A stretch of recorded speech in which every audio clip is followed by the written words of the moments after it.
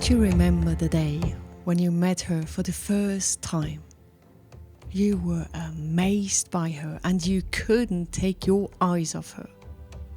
But it wasn't her looks, it was this special something, the thing she was hiding. You don't remember? Yeah, I know. It's a long time ago, a few hundreds or 1,000 years ago. So, let me help refresh your memories by giving me your hand. Close your eyes and let me take you back to the day where you came to this little Viking village for the first time. It's a warm day for late November, and you have been walking for the past hours when you come over a little hill, and there it is. You can see the ocean. And you smile because you can see the little village everyone has talked about. It really exists. A gentle touch into the leather bag.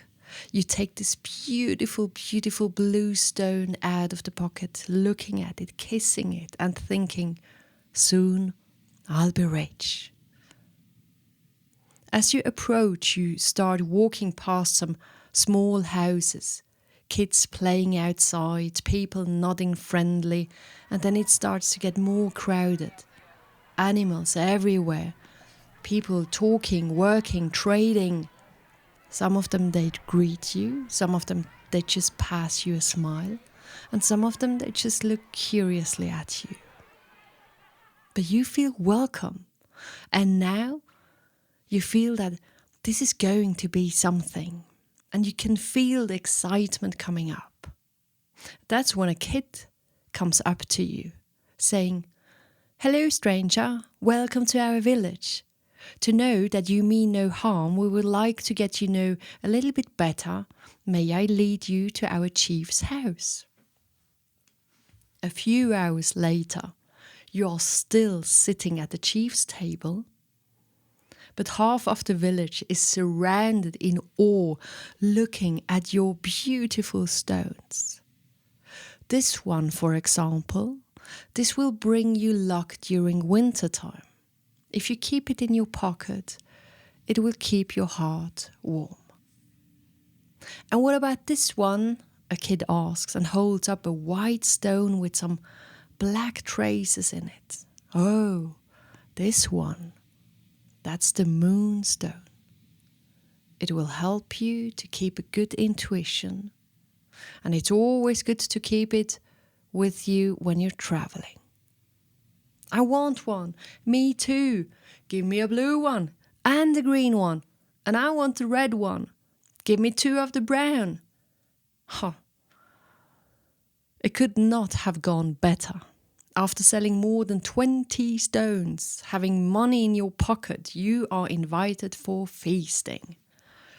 God, remember this evening? It was a merry evening. In the morning, you wake up because someone has just sneaked out of your bed, closing the door gently. Oh dear, oh dear, oh dear, you think. You vaguely remember anything, and your head feels as if Mjolnir, Thor's hammer, is smashing against it every now and then. And a few hours later, you stroll around the village. You're now the one with the stones, which makes you feel good. You arrive at the border of the ocean. It's a stony beach, and that's when you see her for the first time. She's collecting stones on the beach, lost in her world. Sometimes she continues walking, looking out on the ocean. What is she thinking? And what is it with the way she walks? You can't stop observing every movement she does. Who is she? And that's when a kid comes running up to her. She takes its hands and they start walking away. The whole day you think about this woman. There was something special about it. The chief invites you to stay for as long as you want to. And also the next nights end in long feastings. One day, a man comes to you and invites you to his little cottage. He wants to buy stones and wants to know a little bit more about it. Okay, so you go. His kids are outside the cottage, feeding the animals. You walk into the cabin where the man sits at the table, and he's very happy to see you. He's a very friendly guy. He invites you to sit down with him. You put the stones on the table, start explaining them. You dive into your world just until the curtain to another room opens up. And there she is. Oh, look, the one with the stones is here. Welcome to our little cottage. That's Sela, my beautiful wife, he says. She smiles at you, and again, it's not her beauty which astonishes you, it's something else. And one day you will know, because from this day on, you spend a lot of time with them, because you become really good friends, and over the coming years, you will be experiencing different life phases together with them. He's a great, fun guy to be with, and she's this kind, loving and caring woman. The kids, they just love you, and you would protect them as if they would be your own. It happens that sometimes you envy them a bit, because they have everything you wish for. A loving partner, kids, and a little cottage with your own animals. This would mean stability. It would mean a fulfilled life. Now you are known to be an excellent observer, and that is what you do when you spend time with them. You observe every single one of them. But Sela, there is something mystic in her which you still haven't figured out after all those years what it is. The only thing you know is that there is more than what everyone can see. Something is sleeping in there. But what is it?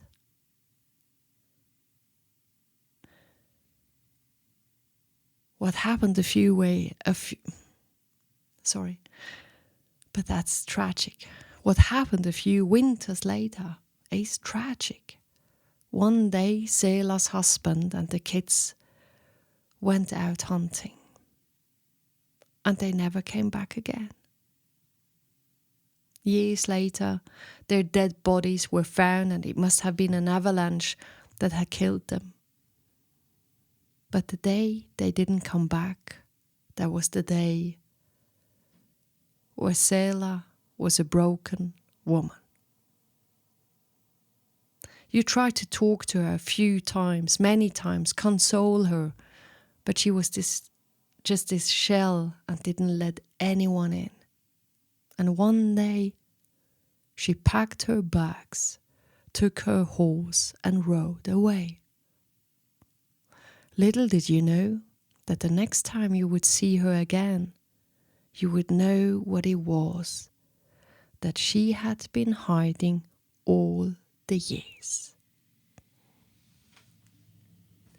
End of part 1. Out of part 2. Now, do you know what I believe? We often think we know who we are, but I don't believe that we know. Don't you think there are things in there which we are not aware of? Elements, emotions, personal characteristics which haven't shown up yet? And what if that what you describe to know about yourself is just the base, just a foundation, but there is so much more? Did this ever happen to you that you thought, oh God, if this is going to happen in my life, this will be the end. Oh no, that I couldn't handle it. And then it happens. And you survive it. And even better, you think, oh, I handled this surprisingly well. And you are amazed by yourself. It's like, I'm stronger than I think I was. So the thinking you had before, maybe today, was completely wrong. Completely wrong. And I think that is so funny. I mean, we think we know and we don't know shit. For myself, not really knowing how I will be acting to something or reacting to something, that leaves everything open. And in a funny way, it gives me this sensation of liberty, mixed with fear and somehow still a deep inner basic trust that it will turn out fine. I know, a born optimist I am. And I genuinely think we often react better than expected. Maybe we should all believe a little bit more in ourselves and be kind to ourselves and say, hey, I believe in you. You are going to handle it.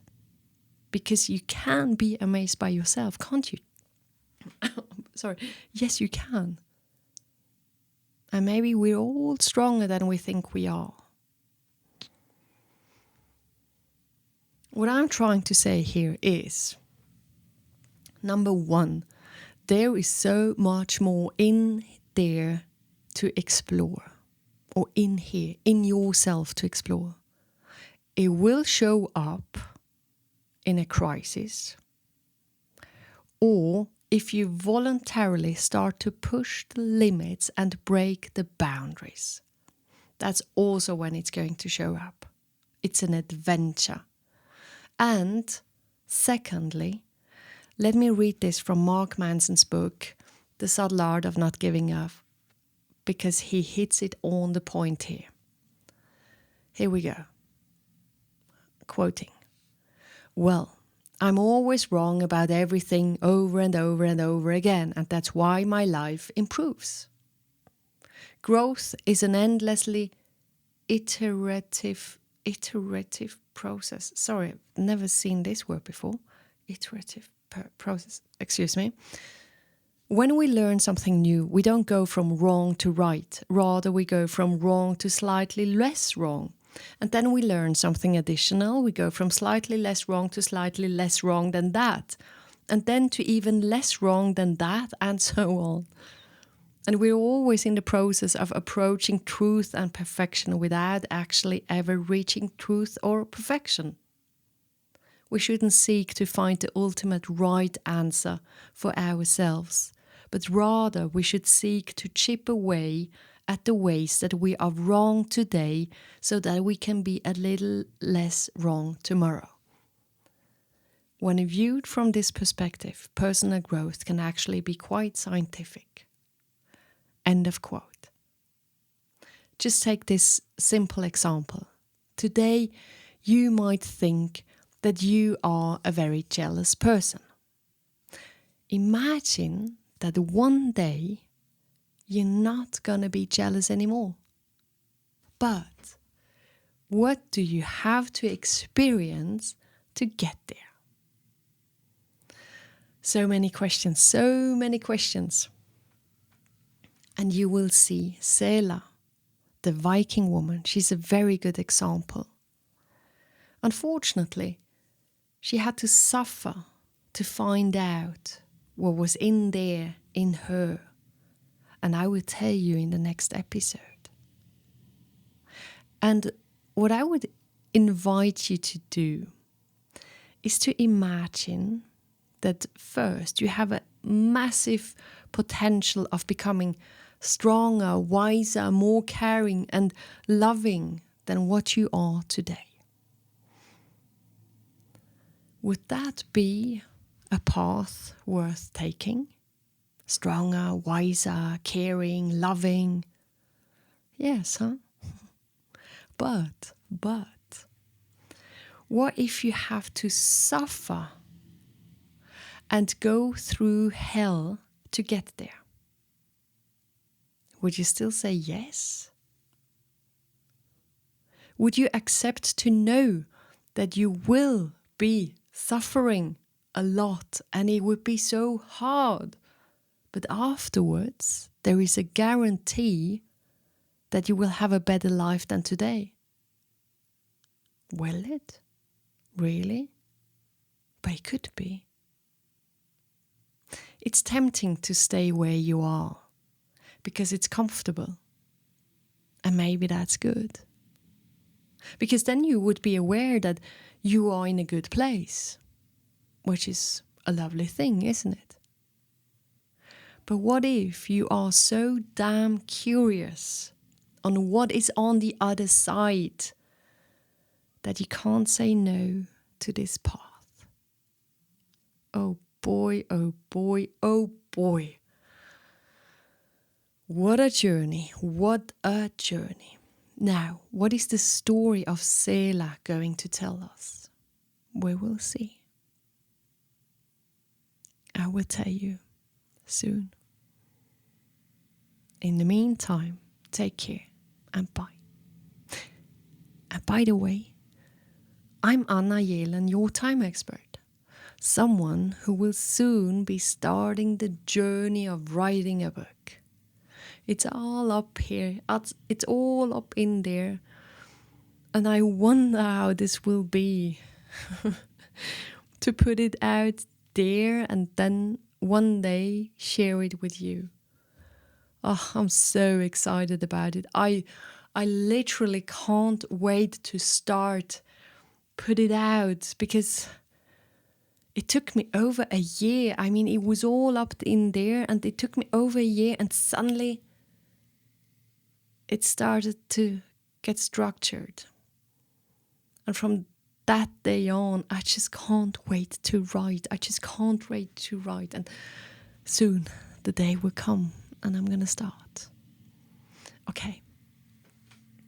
Enough of babbling. Take care. And I'm sure you're so much stronger than you think you are. You're so much stronger than you think you are. Bye. Take care.